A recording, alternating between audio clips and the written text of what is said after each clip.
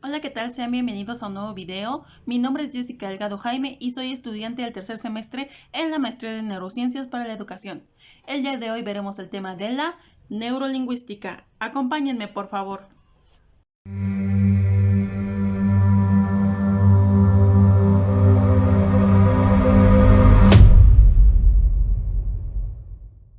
Comenzaremos hablando de qué es la neurolingüística. Esta es una disciplina que se encarga de estudiar los mecanismos neuronales que ocurren durante la comprensión, la producción y la adquisición del lenguaje, ya sea escrito o hablado. La neurolingüística se encarga de analizar el cómo y dónde almacenamos aquellos idiomas que nosotros hablamos, entendemos, leemos o escribimos.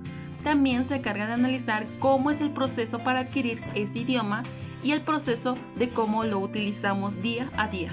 Gracias a esta disciplina podemos conocer cómo es que hemos ido adquiriendo el lenguaje a través del tiempo y de la evolución.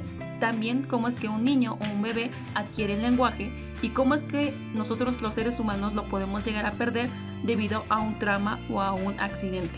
La investigación neurolingüística se lleva a cabo en diferentes áreas de la lingüística, las cuales son: número 1, la fonética, la cual estudia los sonidos del habla.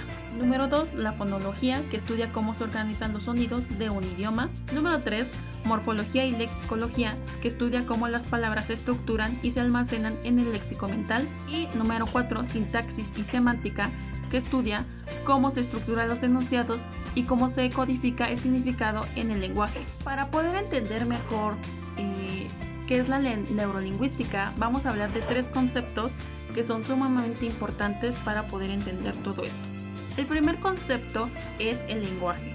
Recordemos que el lenguaje es la facultad que tiene el ser humano para poder expresarse y comunicarse, ¿sí? Esto puede ser de diferentes maneras.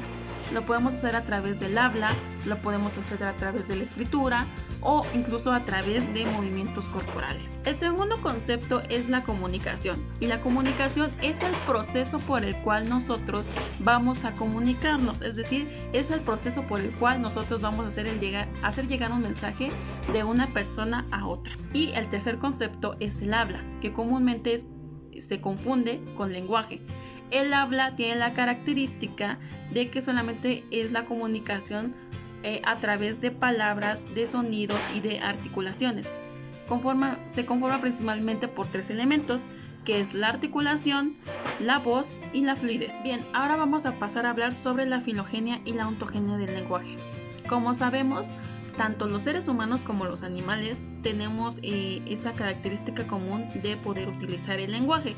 El lenguaje de los animales es muy sencillo, que simplemente se basa en articulación de sonidos y el de movimientos para poder transmitir lo que están sintiendo. Si es que les duele algo, pues posiblemente no muevan tanto esa parte del cuerpo. O a lo mejor si tienen sed, por ejemplo los perros sacan la lengua indicando esa situación, ¿vale? En cambio, el sistema del lenguaje de los seres humanos es muchísimo más complejo. Hemos creado diferentes signos, diferentes métodos para poder comunicarnos. Obviamente, el lenguaje lo hemos ido adquiriendo gracias a las adaptaciones evolutivas que hemos ido teniendo con el tiempo. Y obviamente, al contrario de los animales, nosotros no lo hacemos instintivamente, sino que lo adquirimos gracias a que otro ser humano ya conoce el lenguaje y nos los enseña a nosotros cuando somos pequeños. Entonces, el lenguaje humano lo podemos estudiar desde 2 puntos de vista. Primero es la filogenia, la cual estudia o trata de comprenderlo desde el origen o desde la raíz evolutiva. Entonces, la filogenia del lenguaje no solamente va a establecer cómo el ser humano ha adquirido el lenguaje, sino cómo es que anteriormente se dio el lenguaje en especies anteriores a las del desarrollo del humano. Y la segunda es la ontogenia, la cual hace referencia a cómo el ser humano va adquiriendo el lenguaje a través de las etapas de su desarrollo. Me gustaría profundizar un poco más en la parte de la ontogenia, es decir, en cómo vamos adquiriendo el lenguaje dependiendo de la etapa de desarrollo en que nos encontremos. Y bueno, antes que nada me gustaría hablar sobre algunas posturas generales que algunos autores han dado sobre cómo adquirimos o desarrollamos el lenguaje. La primera postura dice: el lenguaje se adquiere en fase temprana, es decir, que los niños, los bebés, los niños entre 1, 2, 3 años es la edad idónea para poder adquirir el lenguaje. Si no se adquiere en esa edad, posiblemente vamos a tener problemas de comunicación más adelante. La segunda postura dice que el lenguaje ocurre en todas las culturas.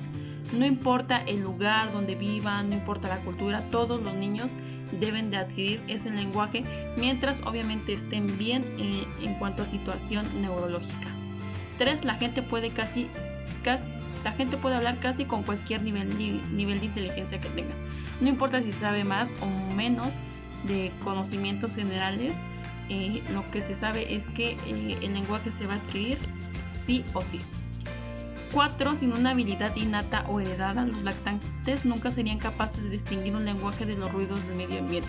Es decir, obviamente los lactantes al estar en desarrollo, en estar en comunicación con sus padres, obviamente van a poder adquirir ese lenguaje. Y bien, vamos a pasar a hablar ahora sí en las edades o lo que debe de hacer un niño en cierta edad para poder adquirir o ir adquiriendo el lenguaje. De 3 a 5 meses los lactantes van a poder atender a sonidos. Por ejemplo, si se les chasquean los dedos pueden reaccionar, si hay un ruido fuerte reaccionan, ¿vale? Empiezan a balbucear, a emitir los primeros sonidos que obviamente no son entendibles, pero lo hacen para poder comunicarse. Y pueden alterar su llanto de acuerdo a la emoción que estén sintiendo. Si están sintiendo hambre, va a ser un llanto diferente. Si tienen a lo mejor popó, pipí en su pañal, el llanto suele ser diferente. En la edad de 4 a 7 meses, los niños pueden empezar a localizar de dónde viene un sonido, es decir, si se les pone una sonaja de un lado, ellos pueden girar la cabeza para localizar de dónde se emite ese sonido. Ya empiezan a identificar las emociones de los papás, si un papá está enojado, si está feliz, ellos pueden identificar esa emoción. También empiezan a producir un poquito más de sonidos, sobre todo empiezan a formar sílabas y pueden incluso mencionar algunas consonantes. De 11 a 16 meses ya ellos van a reaccionar a sonidos conocidos de mamá o papá, por ejemplo al sí, al no, ten, vete, ¿sí? Ya pueden reaccionar a esas indicaciones y obviamente ellos a esa edad ya van a poder emitir sus primeras palabras. De los 21 a los 24 meses ya comprenden la mayoría de las indicaciones que los papás les pueden dar. Pueden llevar a cabo órdenes simples que los papás les puedan también dar, instrucciones simples. Tienen un vocabulario aproximado de 50 palabras. A los 3 años ellos van a tener un léxico de aproximadamente 200 palabras. Pueden formar oraciones ya de 3 o 4 palabras. Y bueno, ya se formulan preguntas, pueden entonar ciertas canciones que se les colocan. De 4 a 5 años ya pueden entender la mayoría de las conversaciones de los adultos, a menos que estén fuera de su experiencia personal. Tienen un vocabulario ya muy extenso, solamente pueden tener algunas dificultades para pronunciar algunas letras, como pueden ser la S, la R y la D. Y ya de 6 a 7 años el lenguaje es completamente maduro, ellos ya pueden comprender reglas, seguir instrucciones adecuadamente y sobre todo pues pueden comenzar a realizar lo que sería la lectura. Bien, ahora vamos a pasar a hablar sobre las partes del cerebro que forman parte del proceso de la adquisición del lenguaje. Primero tenemos el córtex asociativo frontal, o también conocido como área de Broca, también el córtex asociativo temporal, la zona de Wernicke y la zona del córtex sensomotor. Y el último subtema del día de hoy será los tipos de lenguaje y de comunicación. Comenzaremos hablando primero sobre los tipos de comunicación, pero antes que nada recordemos que la comunicación es un proceso en el que intervienen diferentes elementos. Uno de ellos es el emisor, que es el que transmite el mensaje. El segundo sería el receptor, que es el que recibe el mensaje. También tenemos el elemento que es el mensaje, que es tal cual lo que queremos comunicar. Tenemos el canal de comunicación, que es el medio por el cual va a llegar el mensaje. Tenemos el código, que puede ser verbal o no verbal, que es ya los tipos el tipo de comunicación que vamos a ver. Tenemos un contexto, que es el lugar en donde vamos a desarrollar esta comunicación, y tenemos por último la retroalimentación, que es el estar enviando y recibiendo mensajes, ¿vale? Ya sea tanto del emisor al receptor.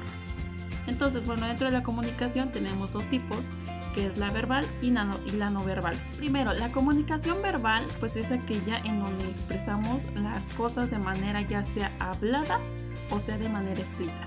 Si es manera hablada es por medio de la articulación de sonidos y si es de manera escrita es redactando lo que sentimos. Y en segunda tenemos la comunicación verbal en donde no ocupamos palabras, simplemente nos expresamos con ayuda de nuestro cuerpo, con movimientos corporales, con nuestras expresiones faciales, cómo nos sentamos, cómo caminamos. Y bueno, también tenemos algunos tipos de lenguaje, los cuales podemos dividirlos en lenguaje escrito, lenguaje hablado, lenguaje corporal, el cual podemos incluir lo que sería el lenguaje de señas, que es aplicado para aquellos que son sordos, y también tenemos el lenguaje para ciegos, que es conocido como el sistema Braille. Y bueno, como conclusión me gustaría mencionar que esta asignatura de neurolingüística fue muy útil para mí. Yo soy maestra de secundaria, doy la asignatura de español, entonces conocer todo esto del lenguaje, todo lo de la comunicación, pues simplemente me ayuda demasiado para mejorar mis estrategias al dar la materia de español, ¿sí?